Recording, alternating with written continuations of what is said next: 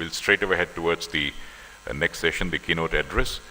And the esteemed speaker is already ready, Dr. Sivaram. Before Mr. Sivaram takes over, he's the Senior Vice President of Memory Technology for SanDisk and is responsible for the ongoing development of the company's industry's leading nano flash memory and several other programs. He has been spearheading several leadership positions in various organizations. He has published numerous technical papers as well as a textbook on chemical vapor deposition and also holds several patents. So ladies and gentlemen, put your hands together and let's welcome Dr. Sivaram for his keynote address.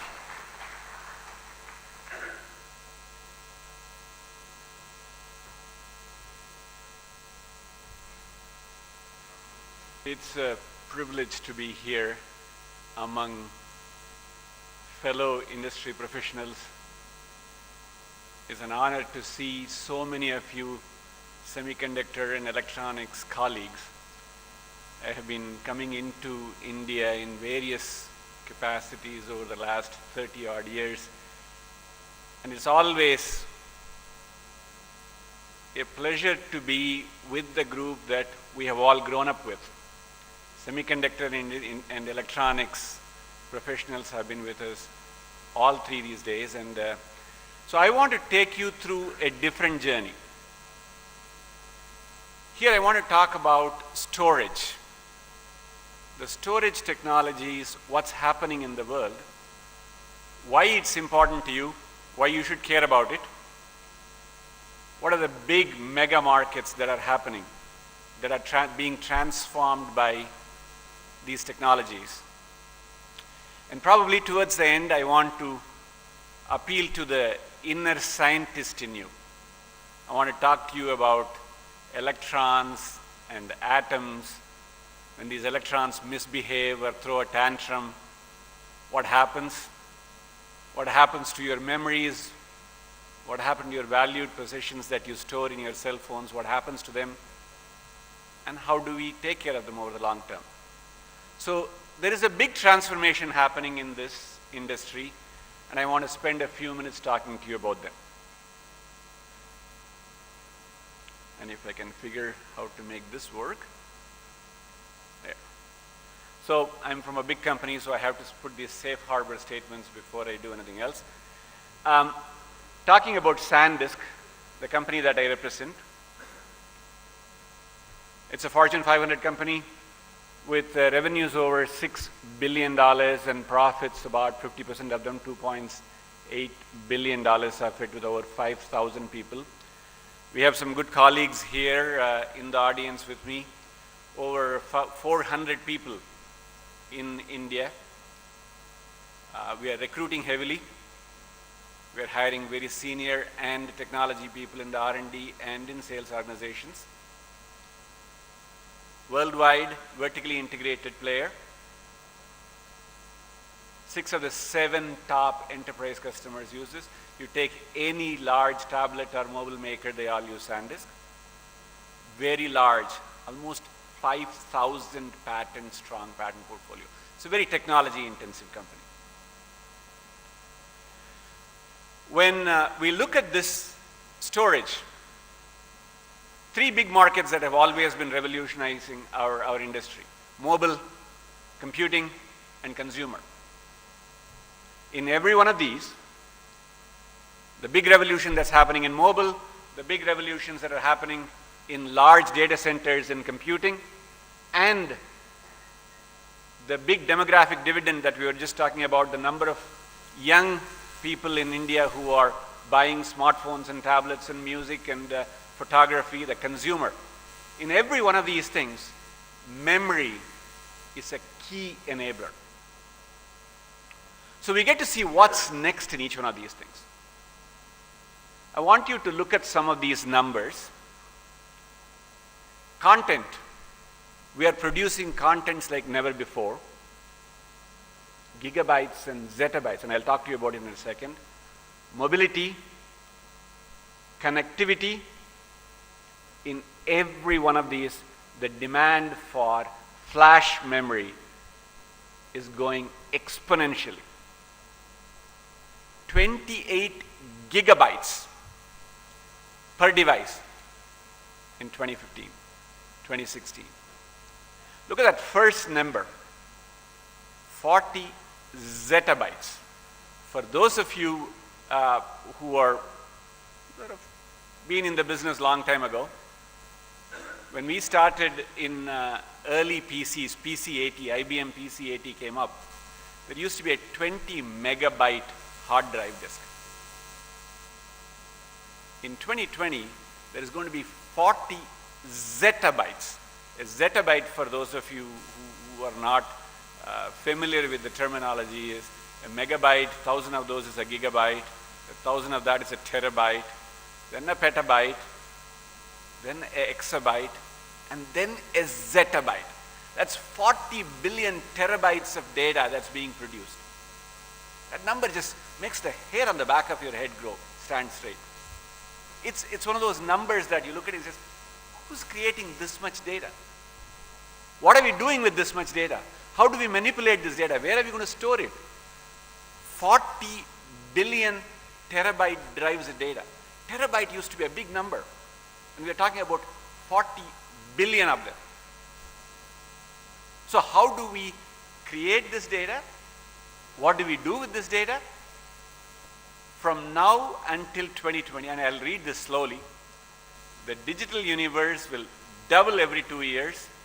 That is more than 5,200 gigabytes for every man, woman, and child. 5.2 gigabyte. If there are 8 or 9 billion people, that's where we were talking about, the 40 zettabytes. Data is just being produced in volumes in your small cell phones, in digital cameras, in music, in videos, and stored in your personal device and in the cloud. So how do we take care of this data? How do we handle this data? This is the business of SanDisk. We are trying to figure out how to expand the possibilities of storage. This is an important graph. There are several kinds of storage people talk about. Tape drives, which are the slowest, highest density that everybody talks about, very slow, large volume. Then there are rotating drives, the magnetic drives. Then there is flash. And at the top of the pyramid used to sit something called DRAMs. These were fast memories. Everybody in the world talked about making DRAMs. And something magical happened sometime around 2004, 2005, when flash became cheaper than DRAM. Since that time, flash has grown to be about 10 times cheaper than DRAM. 10 times cheaper than DRAM in 2012. Now it's actually going to be 15, 20 times in the next couple of years. So every side of use where DRAM is used, people are trying to figure out how to use flash. So flash has become the dominant solid-state storage medium. Another important thing that has happened this time is what's called scaling. You know the reason why Moore's law works. Moore's law, which is our defining principle in the electronics and semiconductor industry. Every 2 years, the number of bits on a number of transistors doubles, right? The Moore's law. And it's all determined by how small a feature you can print. What has happened? Flash leads the generation where the smallest feature that is printed. So if you look at it now in 2012, 2013, 16 nanometers. You talk about Intel, who's the leader in fab technology, is still producing 22 nanometers. For the last 2 years, every memory technology player, whether it be Samsung, Toshiba, SanDisk, we are all producing 19, 16 nanometers. So the leadership in technology has moved on to flash. So from here, to go account for those 40 zettabytes of data, what do we do? At this point, I'm going to switch from talking high-level commercial market trends to talking about technology. This audience, I know, is very comfortable with being engineers. We're talking about how technology is scaling. So today, all of this flash that is going to account for this large volume of data production is handled by something called 2D NAND. Flat surface. Of course, the moment you have 2D, you know the real estate prices are going up in this area. Immediately you start to build skyscrapers.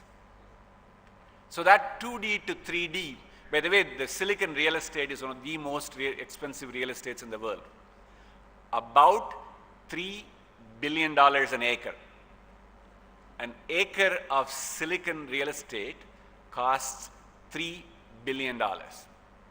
So when you have something that costs that much, it's wasteful to do what they do in California, build large ranch homes.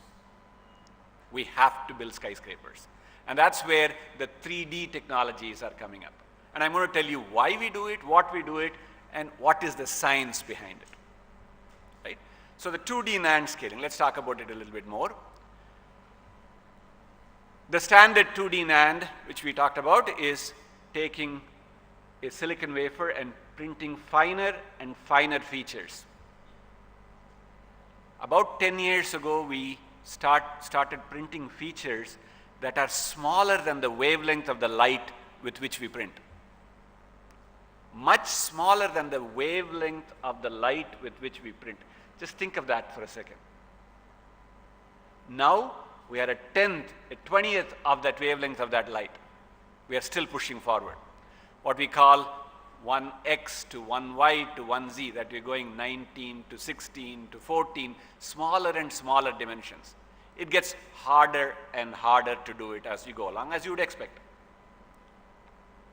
Then comes the idea of 3D, where you truly, that building looks like the Sheraton Hotel. Some of the aspect ratios in there, the bottom size to top, in that particular device, are much more dramatic than the Burj Hotel in Abu Dhabi.